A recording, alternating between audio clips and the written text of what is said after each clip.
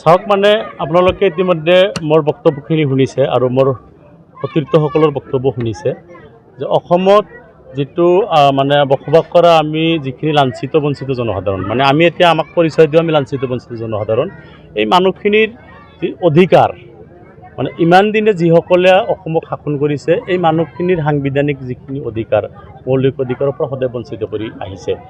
দলটো যেতিয়া গঠন হৈছিলে মৌলানা বদৰুদ্দিন আজমল চাহাবৰ নেতৃত্বত AIUDF দল সিদিনাখনৰ পৰাই অসমত বসবাস কৰা লাঞ্ছিত বঞ্চিত জনতাৰ হক জনতাৰ অধিকাৰ কেনেকৈ সাব্যস্ত কৰিব পাৰে আদায় কৰিব তাৰ হকে কাম কৰি আছে। AIUDF নামৰ ইউনিভাৰ্চিটিৰ মই এজন ছাত্ৰ মোৰ ইউনিভাৰ্চিটিৰ চেঞ্চেলৰ মৌলানা বদৰুদ্দিন আজমল চাহাব তেখেতৰ পৰা বিগত 20 বছৰে যিখিনি শিক্ষা আৰু দীক্ষা লৈছোঁ যিখিনি অভিজ্ঞতা পাইছোঁ আমি গোৱালপাৰা জিলাখন মানে বিশেষকৈ উচ্ছেদ প্ৰৱণ জিলা গোৱালপাৰা জিলাত আটাইতকৈ বেছি নামনি অসমত আটাইতকৈ বেছি উচ্ছেদ হৈছে গোৱালপাৰা বৰপেটা ধুবুৰী আৰু গোৱালপাৰা জিলাত বহু উচ্ছেদিত মানুহ চৰকাৰী খুঁটিত মাটিত জীৱন আৰু জীৱিকাৰ তাগিদাত বসবাস কৰি আছে। ওচৰৰ পৰা উচ্ছেদিতসকলৰ কান্দনটো মই শুনিছোঁ। উচ্ছেদিতসকলৰ লগত ত্ৰিপলৰ তলত মই মানে সময় কটাই তেওঁলোকৰ দুখ বেদনাবোৰ শুনিছোঁ। এছাৰৰ সময়ত আমাৰ ওপৰত কৰা অপমানসূচক কথাখিনি মই সন্মুখৰ পৰা দেখিছোঁ শুনিছোঁ অনুভৱ কৰিছোঁ। আমাৰ খাদ্য বস্ত্ৰ বাসস্থান মৌলিক অধিকাৰৰ পৰা আমাক বঞ্চিত কৰা হৈ আছে, শিক্ষাৰ অধিকাৰৰ পৰা বঞ্চিত কৰা হৈছে। আজিৰ তাৰিখতো বলদবাৰী চৰৰ স্কুলৰ ছাত্ৰ অনুপাতে শিক্ষক নাই। আজিৰ তাৰিখতো চৰচাপৰিত মানে 0 শিক্ষক থকা শিক্ষা অনুষ্ঠান আছে।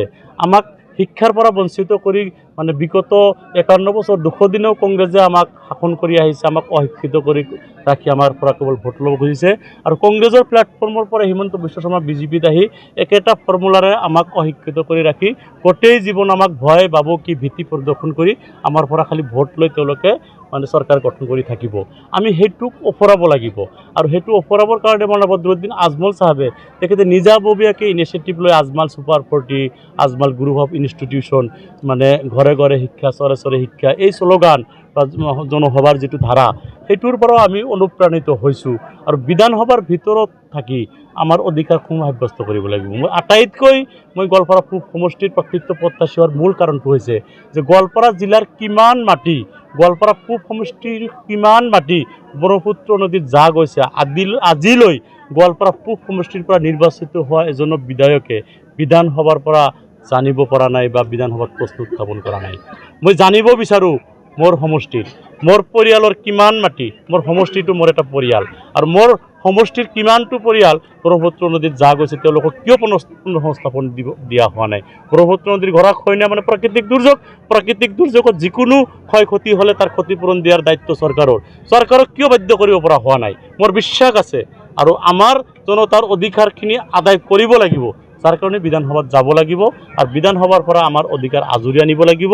যোৱা 20টা বছৰে AIUDF প্লেটফৰ্মত থাকি জনসাধাৰণৰ সৈতে মানে কাম কৰি আমাৰ সতীৰ্থসকলৰ সহযোগিতাৰে কাম কৰি যিখিনি শিকিছোঁ যিখিনি জানিছোঁ আমি গোটেইখিনি একেলগ কৰি সাৰথী হিচাপে লৈ বিধানসভাত যাব বিচাৰিছোঁ।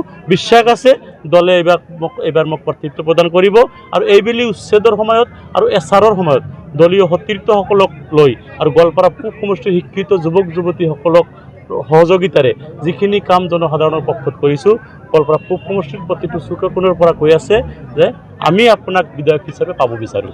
10 বছৰে যিজন জনপ্ৰতিনিধি আছিলে তেওঁ কিন্তু পুনৰ মন মিলিছে এইবাৰ আকৌ নিৰ্বাচন খেলিব তেওঁৰ ভূমিকাক লৈ কি ক'ব? চাওক তেওঁৰ বিষয়ে আমি একো নকওঁ, এই কথাখিনি ক'ব জনসাধাৰণে তেওঁৰ পৰা কি পাব লাগে। মানে গোৱালপাৰা পূব সমষ্টিৰ বিধায়ক মানে সমষ্টিখনৰ মুৰব্বী আৰু সেই সমষ্টিৰ ঘৰৰ মুৰব্বীখনে সেই পৰিয়ালৰ কোনোবা মানুহৰ যদি চৰ্দি লাগে জ্বৰ হয় ভৰিত দুখ পায় ভোক লাগিছে কাপোৰ নাই কানি নাই যিকোনো সুবিধা অসুবিধাখিনি ঘৰৰ মুৰব্বীজনে চাব লাগিব। কিন্তু তেখেত এজন সমষ্টিৰ মুৰব্বী হিচাপে তেওঁ কিমানখিনি পালন কৰিব পাৰিছে তেখেতৰ প্ৰশ্নটো তেখেতক কৰিলে তেওঁ অনুভৱ কৰিব আৰু পৰিয়ালৰ সদস্যসকলে তেখেতৰ পৰা কি পাইছে এইটো আমাৰ জনসাধাৰণে ক'ব। AIUDF দল আমাৰ দলটোৰ নামে হৈছে সৰ্বভাৰতীয় সংযুক্ত গণতান্ত্ৰিক মৰ্চা ডেম'ক্ৰেটিক ফ্ৰণ্ট।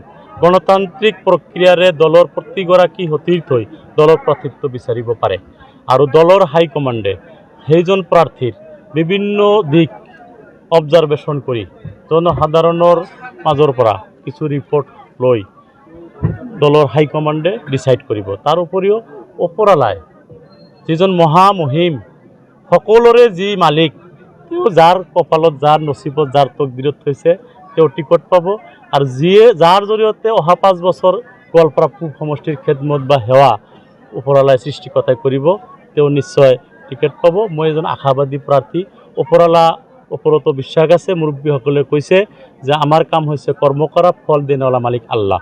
মই মোৰ কাম কৰি আছোঁ সতীৰ্থসকলৰ সৈতে, ওপৰৱালাৰ ফালৰ পৰা ফল পাম বুলি এইখিনি মোৰ দৃঢ় বিশ্বাস আছে। হাইকমাণ্ডে যদি টিকট প্ৰদান কৰে, আজিৰ তাৰিখত জনসাধাৰণৰ পৰা যিখিনি সঁহাৰি পাইছোঁ, মই এইকেইদিন জনসম্পৰ্ক অভিযান লৈ য'তে গৈছোঁ, মানে 8 ঘণ্টা আগত মানে মই নিজকে মানে নদীটো যে সাঁতুৰিবৰ কাৰণে মন মেলিছোঁ, ভৰ বাৰিষাত মই নদীটো সাঁতুৰিবৰ কাৰণে মন মেলিছোঁ যে নদীৰ সিপাৰত গৈ পাম না নাই তাৰ শক্তিখিনি মই মিজাৰ কৰিবৰ কাৰণে মাত্ৰ 8 ঘণ্টা আগত মই প্ৰগ্ৰাম লঞ্চ কৰোঁ।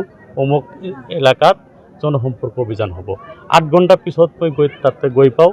ইনশাআল্লাহ মানে তাতে প্ৰচুৰ মানুহ, বহুত মানুহ তাতে আহে, জমায়েত হয়, মানুহৰ লগত মত বিনিময় কৰোঁ।